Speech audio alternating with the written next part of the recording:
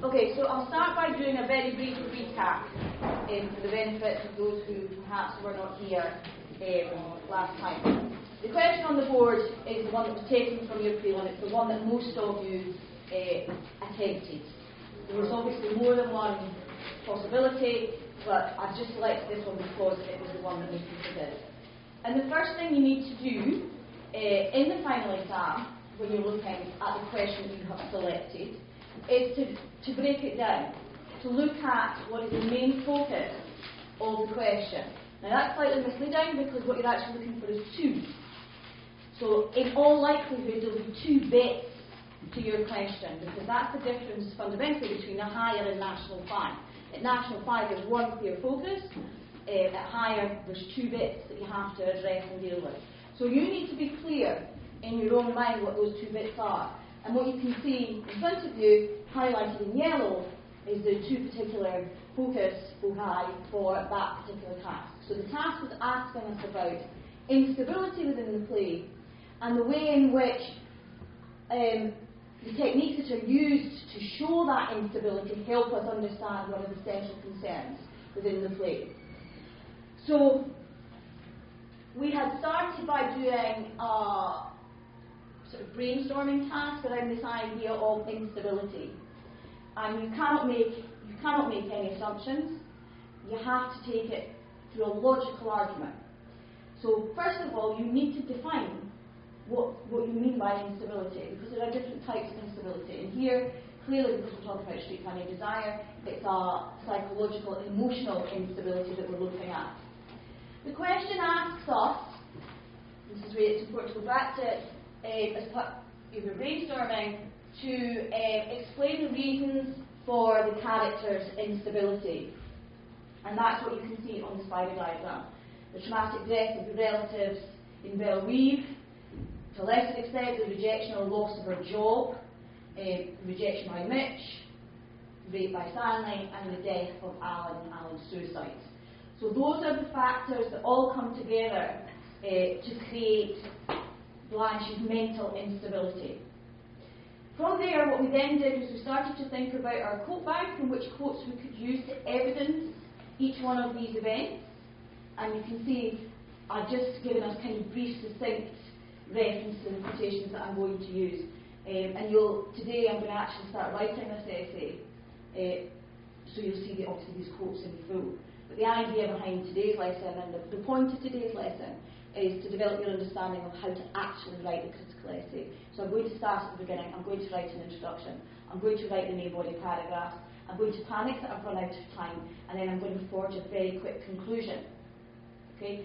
Just so you can see how you might approach it when it actually comes to the final exam. Okay? So once I've done that, once I've decided which quotations I was using where, then started to think about, well, what techniques does Tennessee Williams use in order to reveal this, to express this, to show this. And you can see in the boxes with the red highlights, those are the particular techniques that we're going to be looking at in our analysis. Because the question asks you to discuss how this feature adds to your understanding of the central concern. So explain the reasons for characters, but discuss how this feature adds to your understanding of the central concern. So it's through this use of technique that we are able to see some of these events, understand some of these events a bit better, and that's the link that you really need to make. What's important when it comes to writing this critical essay is understanding what it is that the NCQA are actually assessing you for. And I know that you'll have seen this before, but we'll go over it again. The assessment is of understanding. Do you understand the text that you have read? The whole text that you have read? Do you understand the question that you have been posed in the exam?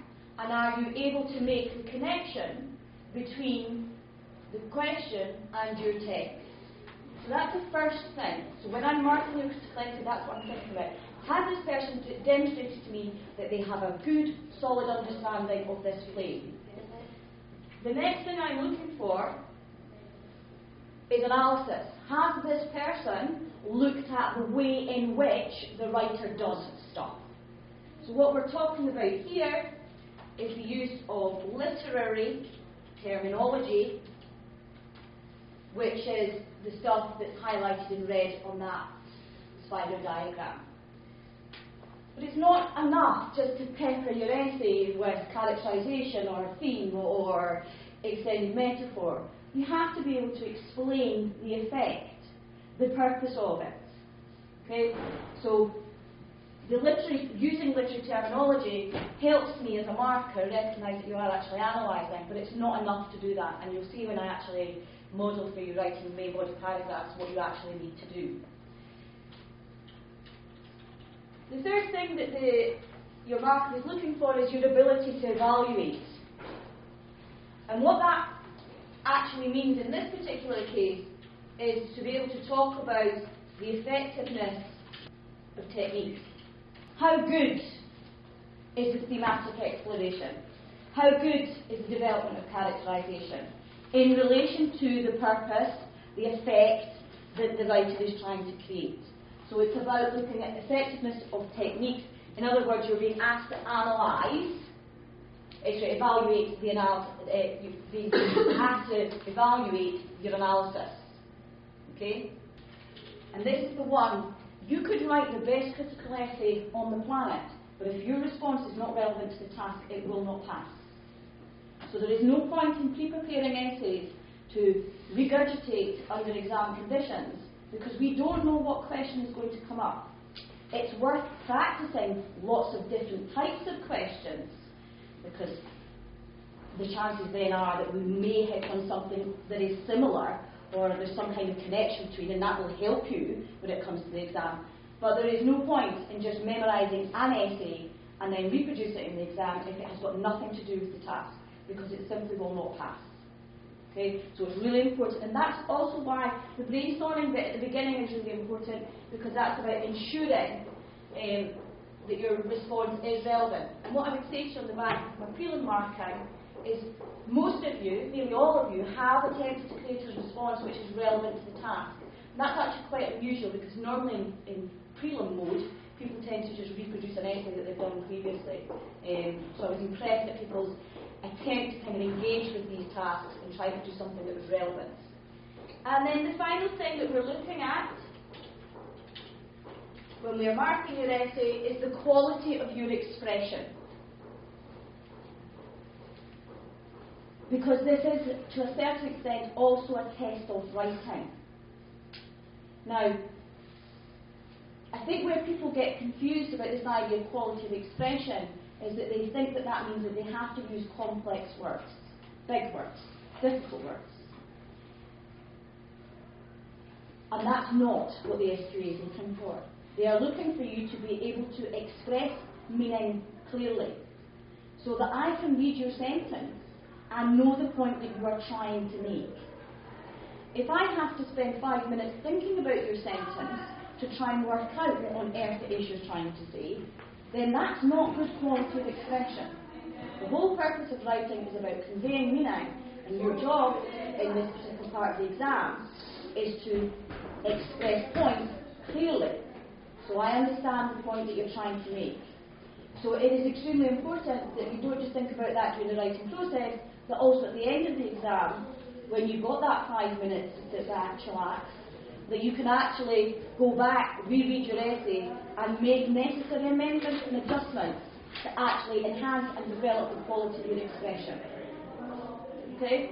So don't allow yourself to get tied up in knots during the exam about trying to find big words to express quite a simple idea. If it's a simple idea, express it simply. If it's a complex idea, express it simply so your marker understands that complex idea. There's no point in expressing something complex, because then clarity, perhaps meaning, becomes clouded and becomes lost.